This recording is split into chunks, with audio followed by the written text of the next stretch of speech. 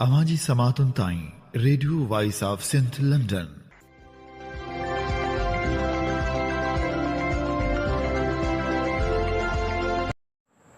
आमी ॿुधी रहिया आहियो radio voice of Sindh London. अवां जी ख़िदमत में प्रोग्राम पेश कजे थो ख़बरुनि जी दुनिया। 25 मई 2025 आचर जे ॾींहुं प्रोग्राम ख़बरुनि जी दुनिया साण करे आऊं अवां जी ख़िदमत में हाज़ुर अवां जो पंहिंजो मेज़बान हबीब लगारी। सभ खां पहिरियां पेश करियूं था ख़ासि ख़बरूं। शहीद इरफान लगारी जो लाश पुलिस हिरासत में, अञा ताईं वारसनि खे न मिलियो। वाक़े ख़िलाफ़ मुख़्तलिफ़ शहरनि में एहतिजाजी मुज़ाहिरा, अॼु हड़ताल जो सॾु। जीअं सिंध रहबर कमेटीअ जे अॻवान समेत मुख़्तलिफ़ अॻवान शहीद इरफान लगारी जे वारसनि वटि पहुता। ताज़ियत जदोजहद में साथ ॾियण जो ऐलान। लाहौर में आल पाकिस्तान लॉयर्स कन्वेंशन। 26वीं आइनी तरमीम पीका कानून तकरारी किनारनि ऐं कारपोरेट फार्मिंग मनसूबनि ख़िलाफ़ ठहराव मंज़ूर। इरफान लगारी जो लाश फौरी तौर वारसनि हवाले करण जो मुतालबो। नारे मां जबरी तौर खंभिजी वियल उस्ताद ऐं क़ौमी कारकुन जुमो द्रावड़ अञा ताईं बाज़ियाब थी न सघियो। मोरे में एहतिजाज दौरान फायरिंग में शहीद थींदड़ ज़ाहिद लगारी ऐं इरफान लगारीअ जे क़त्ल जो केस अञा ताईं दाख़िल थी नाहे सघियो, जॾहिं त अञा ताईं इरफान लगारी जो मड़ पुलिस जी हिरासत में आहे, जंहिंखे बचाबंद ते रखियो वियो आहे। ॻोठाणनि पारां लाश वठण खां इनकार कंदे मुतालबा कया विया हुआ, जेके अञा ताईं मंज़ूर थी न आहिनि सघिया, नई वरी केस दाख़िल थी सघियो आहे। मक़तूल इरफान लगारी जे ॻोठ जी बिजली मुकमल तौर ते बंदि कई वई आहे। ॻोठ लगारी बजाराणी ऐं मोरे शहर ऐं भरपासे जे इलाइक़नि में मोबाइल फ़ोन ऐं इंटरनेट 24 कलाक खां मुकमल तौर ते बंदि आहे। बिजली, मोबाइल ऐं इंटरनेट घरू वज़ीर पुलिस इंतिज़ामिया तरफ़ां बंदि कराया विया आहिनि त मज़लूम माण्हुनि जे हक़नि जो बुलंद थींदड़ आवाज़ बंदि हुजे। राति जी तारीकी में पुलिस काफ़ी तइदाद में माण्हुनि खे गिरफ़्तार करे गुम पिणु करे छॾियो आहे। पुलिस ॻोठ लगारी बजाराणी जा अच वञ जा रस्ता बंदि करे छॾिया आहिनि, जंहिं करे ॻोठ में खाध खुराक जे सामान जी खोट पैदा थी वई आहे। बीमार माण्हुनि जूं दवाऊं पिणु न वठण करे बीमारियुनि में इज़ाफ़ो थी रहियो आहे। ॻोठ लगारी बजाराणी जे बचाव बंदि ते चइनि ज़िलनि जा SSP, 50 खां मथे पुलिस मोबाइलूं, 5 बख़्तरबंद गाॾियूं समेत पुलिस एहलकार ऐं कमांडो पुलिस जी वॾी नफ़री मौजूदु आहे, जेके गुज़िरियल राति जो 9 वॻे खां वठी हिन महिल ताईं मौजूदु आहिनि। मक़तूल इरफान लगारी जो लाश पिणु उते मौजूदु आहे। एॾी वरी पुलिस फोर्स हैदराबाद जी सिविल अस्पताल में ज़ोरी मक़तूल इरफान लगारी जे लाश खे पंहिंजे कब्ज़े में आणे पंहिंजी निगरानी में दफ़न करण लाइ हिते आंदो, पर वारसनि पुलिस खां लाश वठण खां इनकार करे छॾियो। पुलिस ख़िलाफ़ सख़्त नफ़रत जो इज़हार करे एहतिजाज कंदे वारसनि चयो त तव्हां गभरू नौजवाननि जा क़ातिल आहियो, तव्हां घरू वज़ीर जा कमदार आहियो, हितां निकिरी वञो। जॾहिं त मक़तूल इरफान लगारी ऐं मक़तूल ज़ाहिद लगारी जे वारसनि जो चवणु आहे त पुलिस जो असां सां अञा ताईं ज़ुल्म जारी आहे। पुलिस असांजे ॻोठ ते कड़ो चाढ़े ॻोठ खे सील करे छॾियो आहे। असांजी हर शइ बंदि कई वई आहे। हैदराबाद में शहीदनि जे वारसनि सियासी समाजी तनज़ीमनि जे अॻवान खे गिरफ़्तार कयो वियो हो। मोरे में एहतिजाज दौरान मारिजी वियलनि जे भाइरनि, सोटनि, माइटनि ऐं नौजवाननि खे गिरफ़्तार करे गुम कयो वियो आहे। नौजवाननि खे मुख़्तलिफ़ इदारनि जे हवाले कयो वियो आहे। 5 ॾींहं गुज़रण बावजूदि उहे ज़ाहिर न कया विया आहिनि। पुलिस बेगुनाह सिधियूं गोलियूं हणी 2 नौजवाननि खे क़त्ल कयो ऐं केतिरा ई ज़ख़्मी आहिनि, जेके अस्पतालनि में ज़िंदगी ऐं मौत जी कशमकश में आहिनि। पहिरियां गुम ऐं गिरफ़्तार थियल नौजवाननि खे ज़ाहिर करे आज़ादु कयो वञे त जीअं हू पंहिंजे मक़तूल जी आख़िरी रस्म में शरीक थी सघनि। दाख़िल कूड़ा केस ख़तमु कया वञनि। छापनि ऐं घरनि ते हमलनि जो सिलसिलो बंदि कयो वञे। असांजे मक़तूल नौजवान नौजवाननि ज़ख़्मियुनि जो असांजे तरफ़ां केस दाख़िल कयो वञे। पुलिस असांजी नगरी मां निकिरी वञे। असां पाण मक़तूल जूं आख़िरी रस्मूं अदा कंदासीं। असांजा ही मुतालबा आहिनि जेके पूरा कया वञनि त असां पुलिस खां लाश वठंदासूं, न त कोन वठंदासूं। GSID रहबर कमेटी जो वफ़द पिणु ताज़ियत लाइ मक़तूलनि जे वारसनि वटि पहुतो।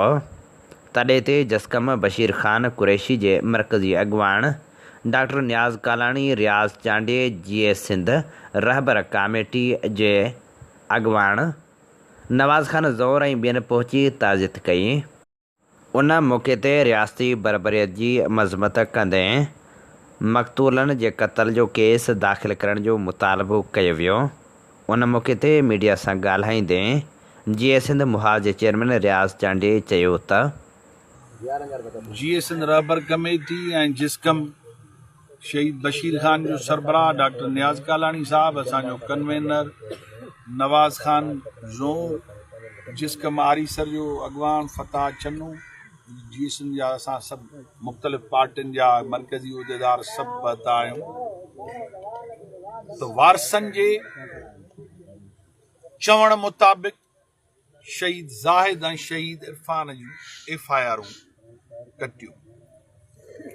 कातिल जेके आहिनि उहे जॾहिं वारस चवनि था त वारसनि जी FIR वठो ऐं गिरफ़्तार थियल जेके माण्हू आहिनि उन्हनि खे आज़ादु कयो। पहिरें ॾींहं ते बि जेका पुलिस हथियारनि जा मुंहं खोले पुरमन एहतजाज कंदड़नि खे गोलियूं हुयूं, उहो बि क़ाबिल मज़म्मत। काल जेको जबुर करे त शहीद जो लाश खसियो वियो आहे वारसनि खां ऐं क़ौमी कारकुननि ऐं जेका क़ौम परस्त क़यादत हुई उन्हनि खां, इहो शर्मनाक वाक़ियो आहे। ऐं अॼु ताईं उहो लाश पुलिस जे तहवील में आहे, लाश वारसनि जे हवाले नथो। जबरी गुमशुदगियूं, तशद्दुद, FIRूं, इहे सभु कुझु थियूं आहिनि, पर लाश खसण जो ही अमल आहे। ये दरिंदगी आहे जेका सरकार कई आहे। 10 महीना सिंध में पुरमन दरिया जे तहफ़ुज़ जी जदोजहद हली। 10 महीना सिंध में ज़मीनुनि जे विलार ख़िलाफ़ असांजी पुरमन एहतजाजी तहरीक रही आहे। कंहिं गाॾीअ जो शीशो न भॻो। सिंध जे माण्हुनि जो गॾियल एहतजाज, एतमाद ऐं इत्तफ़ाक़ आहे त सिंधू दरिया ते गैर कानूनी किनाल ऐं डेम न ठाहियो। असांजूं ज़मीनूं कारपोरेट फार्मिंग जे नाले में न खणो। पर पीपुल्स पार्टी ऐं हुक्मरान बज़द आहिनि त कैनाल बि थींदा, डेम बि थींदा, ज़मीनूं बि खसींदासीं। ही तरक्की न पर तबाही आहे। शहीद इरफान ऐं शहीद ज़ाहिद इहे सिंधू दरिया जे तहफ़ुज़, ज़मीनुनि जे तहफ़ुज़ जा शहीद आहिनि। इहे इन जदोजहद जा पहिरियां क़ौमी सूरमा आहिनि। असां अॼु तॾहिं ते रहबर सिंध साईं GM सईद जे जेको गॾियल इतिहाद आहे उहा ऐं उन खां ॿाहिरि जेके तंज़ीमुनि जी क़यादत आहे उहे आया आहियूं। असां वारसनि जा जेके मुतालबा आहिनि उन मुताबिक़ इहो मुतालबो कंदासीं त उन्हनि जी मर्ज़ी मुताबिक़ FIRूं वठो। गिरफ़्तार थियल माण्हू उहे आज़ादु कयो। न फ़क़ति इहे गिरफ़्तारियूं थियूं आहिनि, पर मोरे जे एहतजाज में जेको जामशोरे में असांजे कारकुननि जे घरनि जे मथां चढ़ायूं थियूं ऐं गुम कया विया आहिनि, जामशोरे में गिरफ़्तार थियल माण्हू उहे आज़ादु। त पुलिस उहा पीपुल्स पार्टी जी गुंडागर्दी जो शिकार न थी। पीपुल्स पार्टी जंहिं नमूने सां हिन वाक़िए खे मुर्तज़ा ख़ान जतोई, मसरूर ख़ान जतोई खे इन्वाल्व कयो आहे, उहो बि क़ाबिल मज़म्मत आहे। इन्वाल्व आहे त मुराद शाह, इन्वाल्व आहे त ज़िया लंजार, इहे इन्वाल्व आहिनि। इन्वाल्व आहे त पीपुल्स पार्टी जी सरकार आहे। हीअ जेका सरकारी दहशतगर्दी थी आहे उहा क़ाबिल मज़म्मत आहे। सिंध जो बच्चो इन एहतजाज में असां सां गॾु आहे। GSID रहबर कमेटी जिस्कम शहीद बशीर ख़ान तरफ़ां 25 तारीख़ ते अॼु मुज़ाहिरा आहिनि कातिलनि जी गिरफ़्तारी लाइ, शहीद जो लाश वापसि करण जे लाइ। शहीद इरफान लगारी जो लाश खंभण ऐं केस दाख़िल न थियण ख़िलाफ़ मुख़्तलिफ़ शहरनि में एहतजाजी मुज़ाहिरा कया विया। GSID रहबर कमेटी पारां अॼु हड़ताल जो पिणु सॾु ॾिनो वियो आहे। मोरो में कैनालनि ख़िलाफ़ एहतजाज दौरान गोलियूं लॻण करे शहीद थी वियल नौजवान इरफान लगारी जो लाश पुलिस पारां हिरासत में वठण ऐं क़त्ल जो केस दाख़िल न थियण ख़िलाफ़ क़ौम परस्त तनज़ीमनि पारां मलीर ठटे सांगड़ नवाब शाह मोरे सामारे काज़ी अहमद बाडह शाह जी मशीन ऐं ॿियनि शहरनि में एहतिजाजी मुज़ाहिरा कया विया। ठटे में मोरे वाक़े ख़िलाफ़ एहतिजाजी मुज़ाहिरो कयो वियो। जीअं सिंध तहरीक जसकम पारां कयल एहतिजाजी मुज़ाहिरे जी अॻुवाणी रावल करनाणी अब्दुल मालिक बिरोही बाग़ी फराद मेमण हफ़ीज़ ज़ौर ऐं ॿिया करे रहिया हुआ। उन मौक़े ते अॻुवाण चयो त मोरे में पुलिस गर्दी करे ॿिनि कारकुननि खे शहीद कयो वियो। शहीद इरफान लगारीअ जे लाश खे खंभे खंयो वियो आहे, जेका सिंध पुलिस जी बरबरियत आहे। आलमी इदारा सिंध पुलिस जी बरबरियत जो नोटिस वठनि गिरफ़्तार क़ौमी कारकुननि खे आज़ादु करायो वञे। शहीद इरफान ऐं ज़ाहिद जे क़त्ल जो केस दाख़िल कयो वञे। चूहड़ जमाली में जीअं सिंध मुहाज़ ऐं जसकम पारां एहतिजाजी मुज़ाहिरो कयो वियो। क़ौमी कारकुननि जा लाश गुम करण मोरे वाक़े ऐं जबरी तौर खंभे गुम कयल क़ौमी कारकुननि खे आज़ादु न करण ख़िलाफ़ कयल एहतिजाजी मुज़ाहिरे जी अॻुवाणी सैयद अमजद शाह, फरीद खटी, ख़ान मोहम्मद जमाली, नासिर जमाली ऐं ॿिया करे रहिया हुआ। चूहड़ जमाली प्रेस क्लब अॻियां एहतिजाजी मुज़ाहिरे खे ख़िताब कंदे अॻुवाणनि चयो त मोरे में पुलिस गुंडागर्दी जूं सभु हदूं ओरांघे छॾियूं आहिनि। शहीद इरफान लगारी जे लाश खे खंभजणु ज़ुल्म जी इंतिहा आहे। लाड़काणो डिस्ट्रिक्ट बार पारां मोरे वाक़े समेत शहीद इरफान लगारी जे लाश खे गिरफ़्तार करे बेहुरमती करण ते वकीलनि सिंध हुकूमत लंजार ऐं सिंध पुलिस ख़िलाफ़ नारेबाज़ी कई। वकीलनि चयो त जमहूरियत पसंद मुल्क जो चहिरो एॾो दाग़दार कयो वियो आहे जो जमहूरियत जो रूह ज़ख़्मी थी चुको आहे। सिंध पुलिस खे अछे कारे जो मालिक बणायो वियो आहे। पीपी सिंधु दरिया जी चोरी समेत कारपोरेट फार्मिंग जी चोरी में भाङे भाईवार आहे। पीपी हुकूमत सिंध जा वसीला विकिणी हुकूमत वरिती आहे। वकीलनि चेतावनी ॾिनो त शहीदनि जे वारसनि खे फ़ौरी तौर आज़ादु करे लाश वारसनि हवाले कयो वञे ऐं क़त्ल जो केस दाख़िल कयो वञे। गोलार्जी में जसकम तरफ़ां एहतिजाजी मुज़ाहिरो करे मोरे वाक़े जी शफ़ाफ़ जांच जो मुतालबो कयो वियो। दादू में पिणु क़ौमी कारकुननि एहतिजाजी मुज़ाहिरो कयो, जंहिंजी अॻुवाणी सागर सियाल ऐं ॿिया करे रहिया हुआ। सिंध में एहतिजाज करण बि जुर्म बणियलु आहे। किथे मुज़ाहिरीन खे गोलियूं हणी शहीद कयो वञे थो त किथे वरी केस दाख़िल कया वञनि था। मोरे जे वाक़े ख़िलाफ़ दादू में बुढ़ा शाख वटि एहतिजाजी धरणो हंयो वियो हो। एहतिजाजी धरणे जो केस दाख़िल कयो वियो आहे, जंहिंमें एहतिजाजी धरणे जी अॻुवाणी कंदड़ अज़ीज़ ख़ुश्क, कामरान कमराणी, ज़मीर लुंड ऐं 19 नामालूम माण्हुनि खे नामज़द कयो वियो आहे, जॾहिं त अॻुवाणनि मथां रोड ब्लॉक करण ऐं गाॾियुनि में भञडाह करण जो केस दाख़िल कयो वियो आहे। कोटड़ी में पिणु जसकम पारां एहतिजाजी रैली कढी वई। एहतिजाजी रैली जी अॻुवाणी ख़ालिक मेहरान, आसिफ़ मीराणी, साजन बिरोही, फारूक कोराई ऐं ॿिया करे रहिया हुआ। उन मौक़े ते अॻुवाण चयो त सिंध में लाक़ानूनियत वारो माहौल पैदा थी वियो आहे। पुलिस अॻु क़ौमी कारकुननि खां ख़ौफ़ज़दा हुई, हाणे लाशनि खां बि ख़ौफ़ज़दा थी डिॼण लॻी आहे। मोरे में ॿिनि नौजवाननि जी शहादत ते ख़ौफ़ पखिड़ियलु आहे। समूरी सिंध सरापा एहतिजाज आहे। जीअं सिंध रहबर कमेटी पारां मिरपुर बठोरे में पिणु यूसुफ कुंभार, नोमान शोरो, अब्दुल गफ़ूर चांग, फाज़ल ख़ासकेली, हाजी कादर बशीर ज़ौर, अनवर ख़ासकेली ऐं वकार मीराणी जी अॻुवाणी में एहतिजाजी मुज़ाहिरो करे धरणो हंयो वियो। मेहड़ में पिणु क़ौमी कारकुननि पारां इंडस हाईवे ते रुकावटूं रखी हाईवे जे ॿिन्ही पासनि खे बंदि करे एहतिजाजी मुज़ाहिरो कयो वियो। उन मौक़े ते अॻुवाण जो चवणु हो त मोरे में बदमन एहतिजाज कंदड़ क़ौमी कारकुननि मथां सरेआम फायरिंग करे ॿिनि कारकुननि खे शहीद कयो वियो ऐं केतिरनि ई कारकुननि खे ज़ख़्मी करण बैदि उन्हनि खे गिरफ़्तार करे गुम कयो वियो आहे, जॾहिं त इरफान लगारी जे लाश जी बि बेहुरमती कई पई वञे। आलमी इदारनि खे नोटिस वठणु घुरिजे। जीए सिंध रहबर कमेटी ऐं जसकम शहीद बशीर खान कुरैशी पारां ऐलानियल एहतजाज जे सिलसिले में जसकम बशीर खान कुरैशी पारां हैदराबाद जे शहरी वारे इलाइक़े में एहतजाजी मुज़ाहिरो कयो वियो, जंहिंजी अॻुवाणी लियाकत मल्लाह कई। सागड़ में पिण मोरो वाक़े ख़िलाफ़ एहतजाजी मुज़ाहिरो कयो वियो। प्रेस क्लब अॻियां सहाफ़ियनि, अदीबनि ऐं सियासी समाजी अॻुवाणनि आजिज़ मंगी जब्बार जुनेजे जी अॻुवाणी में एहतजाजी मुज़ाहिरो कयो वियो।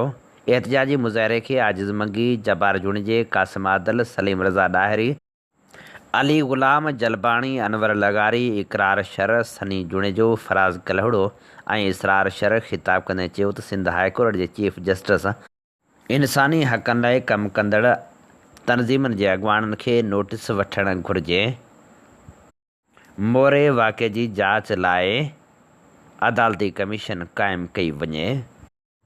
लाहौर में आल पाकिस्तान लायर्स कन्वेंशन थी गुज़रियो, जंहिंमें 26 आइनी तरमीम, पीका कानून, तकरारी केनाल ऐं कारपोरेट फार्मिंग मनसूबनि ख़िलाफ़ ठहराव मंज़ूर कया विया। कन्वेंशन में मुतालबो कयो वियो त PTI बानी ऐं सियासी कारकुननि खे फौरी तौरु आज़ादु कयो वञे। सभई मसइला ॻाल्हियुनि वसीले हल कया वञनि। इरफान लगारी जो लाश फौरी तौरु वारसनि हवाले कयो वञे। लाहौर हाई कोर्ट बार ऐं लाहौर बार पारां कोठायल आल पाकिस्तान लायर्स कन्वेंशन में इस्लामाबाद, लाहौर, पिशावर, कोयटा, कराची ऐं हैदराबाद समेत सॼे मुल्क मां वकीलनि जे वॾे अंग शिरकत कई। उन मौक़े ते जारी कयल पधरनामे में चयो वियो त पाकिस्तान जी ख़ुदि मुख़्तियारी ते भारत जे हमले जी सख़्त मज़म्मत करियूं था। सिंधु पाणी मुआइदे जो दिफ़ा कयो वेंदो। कन्वेंशन खे ख़िताब कंदे नामियारे वकील अली अहमद कुर्द चयो त 26 आइनी तरमीम अदलिया जी आज़ादी ते वार बराबरि आहे, उनखे मुकमिल तौर ते रद्द करियूं था। पीका कानून जे इस्तेमाल सां इज़हार जी आज़ादी ते बंदिश आहे, जंहिंखे फौरी तौरु ख़तमु कयो वञे। आमिर नवाज़ वड़ाइच ख़िताब कंदे चयो त असां उन मुल्क में रहूं था जंहिंजा हुक्मरान लाशनि खां त डिॼनि था। हुकूमत खे चऊं था त शहीद इरफान लगारी जो लाश वारसनि खे ॾिनो वञे, ॿी सूरत में असां पंहिंजो लाइ अमल जोड़ींदासीं त अव्हां जो रड़ियूं निकिरी वेंदियूं। आमिर नवाज़ वड़ाइच के बि लगारी, इसरार चांग ऐं ॿियनि ख़िताब कंदे चयो त सिंधु दरिया मां 6 केनालनि जी अॻु बि मुखालफ़त कई हुई ऐं हाणे बि करियूं था। जेकॾहिं तकरारी केनालनि जी निकाली जो फ़ैसिलो ऐं कारपोरेट फार्मिंग जो मनसूबो वापसि न वरितो वियो त अॻु खां वधीक सख़्तु क़दम खंयो वेंदो। 2 ॾींहंनि खां पंहिंजे नौजवान भाउ जो लाश ॻोल्हे रहिया आहियूं। केॾांहुं वञूं? कोर्टूं काथे आहिनि? मुल्क जूं अदालतूं ऐं जज ॿुधाइनि त असीं कहिड़ी कोर्ट वञूं जेका असांजे शहीद जो लाश ॾियारे। लेकिन इस दौरान मोरो में एक इंसिडेंट हुआ। मोरो में जो इंसिडेंट हुआ उसमें बेगुनाह लोगों पे, जो पीसफुल प्रोटेस्टर्स थे, उन पे फायरिंग की गई और उस फायरिंग के नतीजे में 2 लोग शहीद हुए। एक जाहिद लगारी और एक इरफान लगारी। जाहिद लगारी की तदफीन हो गई और इरफान लगारी की जो डेड बॉडी है वो पुलिस लेके बात करी। हम उस मुल्क में रह रहे हैं जहां के लीडरान एक लाश से डरते हैं। आप तो फिर जिंदा लोग हो, अपने अंदर हिम्मत पैदा करो। और मैं रियासत से और गवर्नमेंट से क्लियर बात कह रहा हूं, इरफान शहीद की डेड बॉडी उसको दे दो, उसकी फैमिली को। उसके बाद अगर हम लाएअमल देंगे फिर आपकी चीखें निकलेंगी कि हर काम में वकील इंटरफेयर करते हैं। हम इंटरेस्टेड नहीं हैं, लेकिन हम सिंध की मासूम आवाम को लावारिस भी नहीं छोड़ने देंगे। की गवर्नमेंट से और वो मैयत, वो शहीद किडनैप्ड है, अभी तक वो नहीं मिल रहा।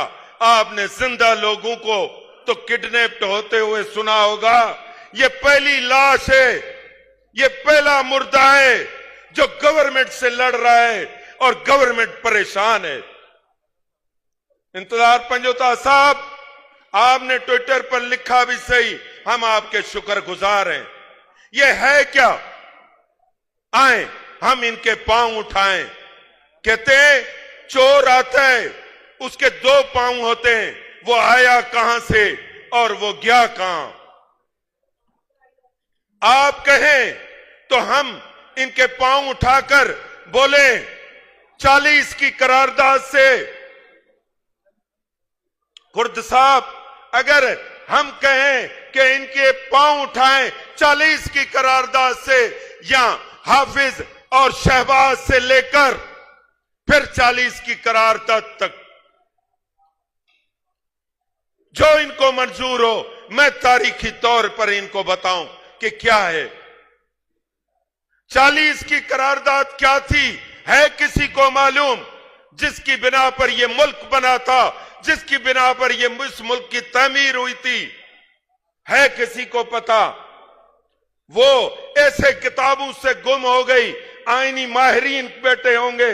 वो 40वीं करारदाद जिस पर मुल्क तक बना, वो 40 की करारदाद है कहां? ॻोठ बजाराणी जा रस्ता सील हुजण सबबि इलाज न थियण करे हिकु औरत दम ॾेई छॾियो। ॻोठ लगारी बजाराणी में पुलिस जे कड़े सबबि खाद खुराक न मिलण करे ॻोठाणा परेशान आहिनि। ॻोठ बजाराणी लगारी समेत मुख़्तलिफ़ इलाइक़नि जी बिजली पिणु बंदि कई वई आहे, जंहिंजे करे इलाइक़े वासी सख़्तु ॾुखियाईनि खे मुंहुं ॾेई रहिया आहिनि। इलाज न थियण करे अकरम लगारी जी घरवारी पिणु वफ़ात करे वई। क़ौमी अवामी तहरीक जे सरबराह अयाज़ लतीफ़ पलीजे चयो आहे त सरकार ऐं मालिकनि जो प्लान आहे त अवामी कावड़ ऐं तनक़ीद खे असल ज़िमेदारनि बदिरां एजेंटनि वसीले क़ौम परस्तनि ऐं कलमकारनि ॾांहुं मोड़िजे। पंजाब सिंधु दरिया मां केनाल कढी सिंध जे माण्हुनि खे मारणु चाहे थो। इरसा सिंध जे पाणी ते धाड़ो हणी सिंध खे रिणपट ऐं बयाबान में तब्दील करणु ऐं सिंध जी अवाम खे पाणी लाइ तड़पाए मारणु चाहे थी। इरसा ऐं करप्ट सिंध जा हुक्मरान सिंध जे पाणी ते धाड़ा हणाइण में सहूलियतकार आहिनि। 150 सालनि खां सिंध जे पाणी ते धाड़ा हणी सिंध जो मुआशी क़त्ल कयो पियो वञे। कोटड़ी बैराज खां हेठि पाणी न छॾण करे समंड ठठे सिजावल ऐं बदीन जी लखे एकड़ ज़मीन गड़काए वियो आहे। साहिली पट्टी वारा ज़िला ठठो सिजावल ऐं बदीन वधीक भड़भांग थी विया आहिनि। साहिली पट्टी जा हज़ारे माण्हू दरबदरी वारी ज़िंदगी गुज़ारण ते मजबूर आहिनि। ख़ुशहाल माण्हू बदहाल थी विया आहिनि। पीपल्स पार्टी जी सिंध हुकूमत ख़ामोश आहे ऐं इरसा सां गॾिजी सिंध जो पाणी चोरी कराए रही आहे। दरिया क़त्ल थियण सां किरोड़े ज़िंदगियूं तहज़ीबु मोह जो गिरह बणिजी वञनि थियूं।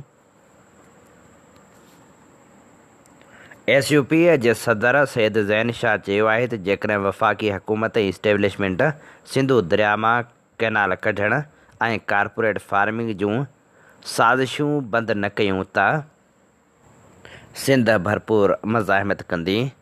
कैनालनि ऐं कारपोरेट फार्मिंग ख़िलाफ़ जुलाई में वॾे पैमाने ते पुरमन जदोजहद शुरू कंदासीं। कराची प्रेस क्लब में थियल तक़रीब दौरान ॻाल्हाईंदे सैयद ज़ैन शाह चयो त पाकिस्तान खे भारत खां इहा शिकायत आहे त पुछड़ी जो पाणी ते पहिरियों हक़ आहे त पोइ अहिड़ो इंसाफ़ सिंध सां बि कयो वञे। सिंध जूं ज़मीनूं तबाह करण जूं साज़िशूं बंदि कयूं वञनि। बबरड़ो में कुझु वकीलनि तरफ़ां अॻुवाट तइ थियल डिज़ाइन वारी जदोजहद हलाई उनखे 2 ॾींहनि में ख़तमु करणो हो, पर अवाम ऐं वकीलनि जी वरी शिरकत उनखे 12 ॾींहनि ताईं अॻिते खणी वई। घोटकीअ जे सहाफ़ी शहीद नसरुल्ला गॾाणीअ जे क़त्ल खे 1 साल पूरो थियण ते संदसि वरसी मल्हाई वई। वरसी जूं तक़रीबूं मुख़्तलिफ़ शहरनि में मुनक़िद कयूं वियूं। संदसि आबाणी ॻोठ शहीद नसरुल्ला गॾाणी जे वारसनि पारां वरसी जो जलसो मुनक़िद कयो वियो, जंहिंखे नहमत खोड़े, ज़ैन दाऊद पोटे, शरीफ़ा बड़े, सूदो, सहाफ़ती तनज़ीमनि जे अॻुवान, सियासी समाजी कारकुननि ऐं ॿियनि ख़िताब कयो। मलीर में दीदार हुसैन फाउंडेशन पारां शहीद सहाफ़ी नसरुल्ला गॾाणी जी वरसी तक़रीब मुनक़िद कई वई, जंहिंखे दीदार हुसैन कलोड़ी, शाहिद हुसैन खोसे, वाहिद बख़्श ऐं ॿियनि ख़िताब कंदे शहीद साफ़ी खे भेटा पेश कए, जॾहिं त प्रेस क्लब मलीराडो शहीद नसरुल्ला गॾाणी खे ॾिया ॿारे भेटा पिणु पेश कई वई। कंडियारो में पिणु शहीद नसरुल्ला गॾाणी जी वरसी मल्हाई वई। शहीद नसरुल्ला गॾाणीअ जी याद में कोठायल मेड़ाके खे हाजी अब्दुर्रज़ाक गांघरे ऐं ॿिनि साफ़ियुनि ख़िताब कयो।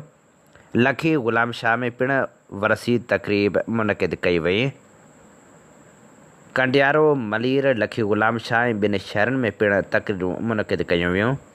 अॻवाननि ख़िताब कंदे चयो त अॼु शहीद नसरुल्ला गॾाणी जे क़त्ल खे 1 साल पूरो थियो आहे, पर अफ़सोस आहे त हुन जा क़ातिल हिन महिल ताईं कानून जी गिरफ़्त में अची न आहिनि सघिया, न वरी खेनि सज़ा मिली सघी आहे। शहीद नसरुल्ला गॾाणी जे नाहक क़त्ल ख़िलाफ़ सॼी सिंध सरापा एहतजाज पणियल आहे। नारे सां वास्तो रखंदड़ नामियारे तालीमदान, उस्ताद, लेखक ऐं क़ौमी कारकुन दरावड़ जुमे महिल जी बाज़ियाबी लाइ को बि क़दम नाहे खंयो वियो। यादि रहे त कुझु ॾींहं अॻु राति जे रहज़ननि नामियारे शाइर, क़ौमी कारकुन दरावड़ जुमे खे खंभे गुम करे छॾियो आहे। टंडे मोहम्मद ख़ान में आयल गैस फील्ड में रोज़गार न मिलण ख़िलाफ़ एहतजाजी धरणो हंयो वियो। अब्दुर्रज़ाक आबिद ऐं ॿिनि जी अॻवाणी में इलाइक़े वासियुनि एहतजाजी मुज़ाहिरो करे धरणो हंयो। उन मौक़े ते अॻवान चयो त बुखारी आयल फील्ड ऐं ज़ोर रिमोट फील्ड मां हर रोज़ किरोड़े रुपयनि जो तेल गैस मिलण बावजूदि मक़ामी माण्हुनि खे रोज़गार नथो ॾिनो वञे। हुननि मुतालबो कयो त फ़ौरी तौरु मक़ामी माण्हुनि खे रोज़गार फ़राहम कयो वञे। लेडी हेल्थ वर्करनि पारां lady health worker programme PPHI हवाले करण ऐं मुलाज़िमनि जो सर्विस स्ट्रक्चर बहाल न करण ख़िलाफ़ मुख़्तलिफ़ शहरनि में एहतजाजी मुज़ाहिरा कया विया। हैदराबाद प्रेस क्लब साम्हूं महविश ख़ान, उज़मा जोखियो ऐं ॿिनि जी अॻवाणी में एहतजाजी मुज़ाहिरो कयो वियो।